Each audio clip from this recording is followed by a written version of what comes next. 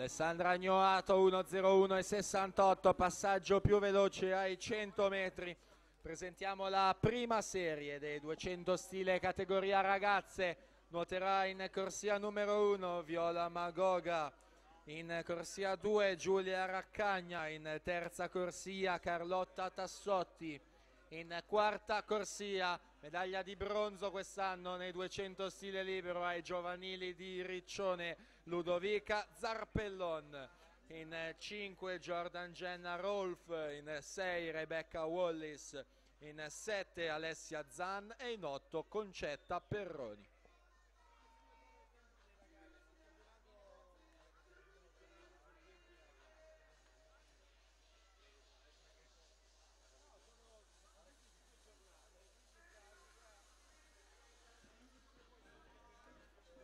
Tanto Alessandra Agnoato dalla quarta corsia, portacolori del Rosava, ad aggiudicarsi la serie 2, 2:09:99 al di sotto del muro dei 2:10, si mette al comando della classifica provvisoria.